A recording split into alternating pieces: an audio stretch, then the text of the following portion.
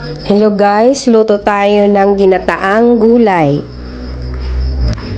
Ayan, ilagay muna natin ang ating pangalawang gata. Pagkatapos, ilagay natin ang ating bawang.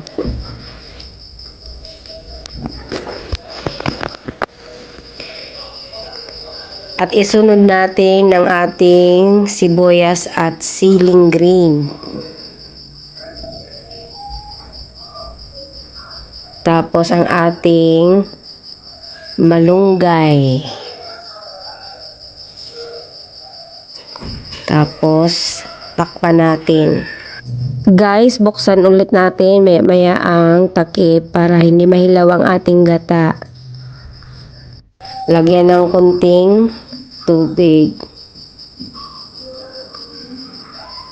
Tapos ilagay na yung papaya.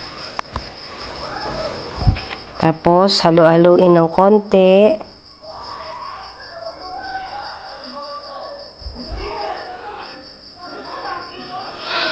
Tapos ilagay na ang ating crab. Ang tawag nito sa amin ay tusa. Tapos ilagay na yung unang gata.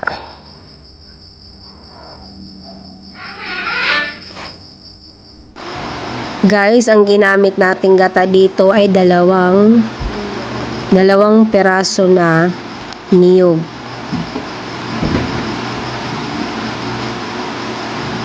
Ayan, pang dagdag lasa ng inyong niluto. Lagay ko ng patis. Depende sa inyo kung ano yung gusto niyo ilalagay na panlasa. Ako kasi mahilig ako gumamit ng patis, tas kinukumbine ko sa asin. Kunting asin, kunting patis.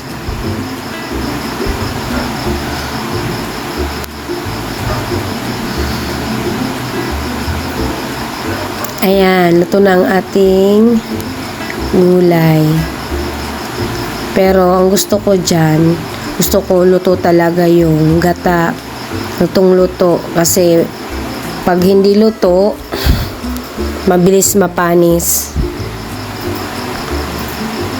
Kaya inaantay ko siya na umunti ang gata sa gulay.